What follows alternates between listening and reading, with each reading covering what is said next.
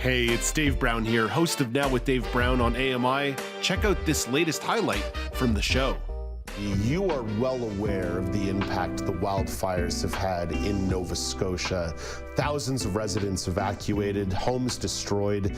Thousands of hectares were scorched by separate fires across the province, including one that continues to burn in the southwest of the province. To get a bit of local perspective on the fires is Anne Camozzi. Anne is a disability advocate and artist who joins from Nova Scotia. Good morning, Anne. Good morning, Dave. Nice to be here. Thank you for including me. And your perspective on this is so valuable. I know you're doing a lot of advocacy work behind the scenes in regards to emergency preparedness, a vulnerable people's registry, but let's start here. How have you been impacted by the fires in Nova Scotia? Well, fortunately, I was not in the fire zone, and the only impact on me has been smoke. And my voice may sound a little croaky because of that, but I've mainly been concerned about friends who are in the area. What's the experience been like for some of your friends in the area? Well, I think, with a fire, the biggest impact of this was how fast everybody had to evacuate. People had minutes to get out, and it was very frightening for a lot of people. We're still, I think, doing a lot of postmortem and finding out the stories of what happened. So there's going to be a lot to be talked about. But people have lost their homes. Over 200 Nova Scotians are now without homes, and in a time when lack of accessible, affordable housing is out there, we're still trying to find out what's happened to people with disabilities. But generally, it's a very difficult time for all of Nova Scotia. And I almost have to apologize because every time we have you on, it's with such dour subject matter. Last time you spoke to me, it was in the aftermath of Hurricane Fiona and the experience of some folks in Atlantic Canada and Nova Scotia. What's the feeling after these fires in contrast to Fiona? Again, acknowledging that the wildfire situation, although it's a little more under control, it's still ongoing, it's still unfolding. Well, I think there's a lot of postmortem that still needs to be done. Right now, people are still in a state of shock and mostly incredibly grateful for the efforts of a mainly volunteer firefighting situation in Nova Scotia. I think there will be a lot of questions asked.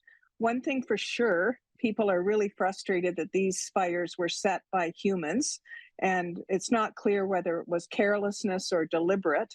But that in itself is pretty scary. And even in my neighboring county, Pictou County, this past weekend, there were 3 fires that were deliberately set.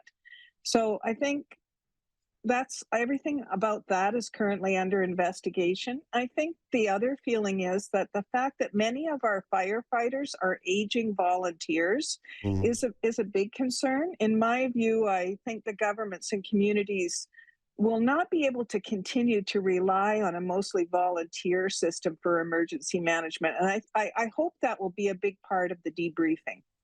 And I remember oftentimes when we're talking about these kinds of disasters that we applaud kindness and we applaud people stepping up and volunteering in moments of crisis. But one of the cliches that I'll use is kindness is not policy. Kindness is no substitute for good policy. And one of the things that you've been advocating for, especially in the aftermath of Hurricane Fiona, was a voluntary vulnerable persons registry to ensure that people who may have a mobility issue or any kind of issue in regards to independence have some sort of path for evacuation or support in times of a crisis. What's the progress been like on that advocacy in the last 6 months? Well, first of all, I want to say that a fire and a hurricane are 2 really different situations. The fire, especially because of the rapidity with which people had to be evacuated. I'd like to think because of our advocacy, Halifax Fire did have wheelchair accessible vans on standby. The problem was there was no direct messaging, from what I can tell, to people with disabilities. And that's where a vulnerable persons registry would have come in. We've been hearing some horror stories about vulnerable people being evacuated just by a prayer and a chance that a RCMP vehicle happened to come by and see a woman in her pajamas standing at the door, standing on the roadway, an elderly man who people went through a wall of fire to get him out. With the voluntary vulnerable persons registry, those people would be identified ahead of time, a plan would be made for them, and that would have been put into action. We're still advocating really hard here to get a provincial framework. We have 49 different municipalities, and right now what's happening is some of those municipalities have gone ahead or are going ahead and studying putting a registry in, but then we're going to be looking at 49 different registries. So if I happen to be traveling from one county to another county, I won't show up on somebody else's registry. So we're moving forward, but it's slower than I would like to think. Hurricane season is now here, and I, for one, don't want to live through what I lived through last time. What we're looking for is a provincial framework that can be fed down to the municipalities, and that every municipality will work with the same framework for a vulnerable persons registry. And I have to reiterate here that I'm independent, I live alone, but I am made vulnerable by a wide-scale emergency. And I think we can't just do this on a handshake and a promise. There has to be a plan in place. And it's something that I empathize with as someone who also lives independently, but who has a disability. In a situation where I would have to flee somewhere via car, I'm legally blind, I can't drive. And again, it speaks to the notion of just because someone is independent doesn't mean they aren't vulnerable. Precisely. And I think that, for example, in my case in Fiona, luckily nothing happened and I didn't need to be evacuated. But if I had to have been evacuated, I would have had no way to leave because there were no wheelchair vehicles on standby. So sorry, something just disrupted my phone there for a minute. We always have glitches. I think the key case is that we do live independently, but when there is an emergency, we are made more vulnerable. And one thing I was really disappointed to see in the recent fire evacuations, I saw no special messaging in any of the public alerts that went out for people with disabilities. And you know, in the chaos of a wide-scale emergency is not the time to be making plans. And part of the benefit of a vulnerable persons registry is my needs, your needs, whatever our individual needs are, those are clearly registered ahead of time. And a plan is put in place to accommodate us. And it's quite simple, really. It's not a complex thing. So, for instance, in the Jasper fires recently, they were using them. Fort McMurray now has a registry in place. They're becoming much more commonplace across Canada. In Nova Scotia, 30% of people live with a disability. In the seniors, that rises to 41%.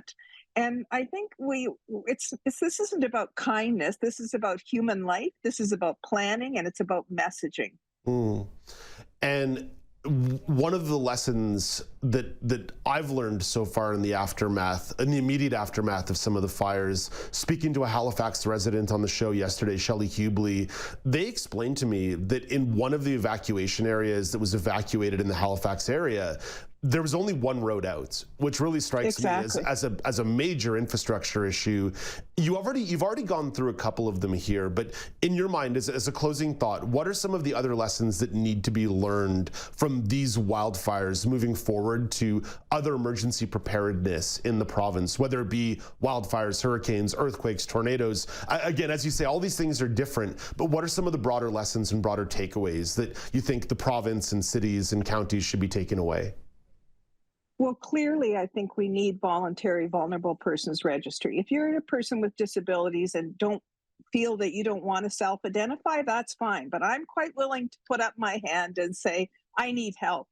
And so I think we need to get those in place. They're not expensive. They're not complex. The software has been developed. It's out there. It's replicable, and we need to put them in. But more importantly, or equally as important, is to have pre-messaging before emergencies for people with disabilities to say, these are where accessible shelters are. This is how you get there. If you're evacuating with a high speed and you don't know where you're going, this is where you go. As you know, Dave, those of us with disabilities, we have to plan. We don't have the flexibility that able-bodied folks have. And so I think messaging, communication is super important. And it's time now for people with disabilities to be included in emergency management messaging. And thank you for sharing some perspective today. I promise the next time we talk on this show, it's going to be about your art or something happy and something less dour. Well, thank you. It's always a pleasure to be here, and I'm happy to spread light on the need for inclusion of people with disabilities in emergency management planning and preparedness. And thanks a lot. And it's very much appreciated. And Ann Camozzi is an artist and disability advocate in Nova Scotia. Do you want to dive into more conversations like this? Watch Now with Dave Brown weekdays at 9 a.m. Eastern on AMI-TV or download the podcasts wherever you listen.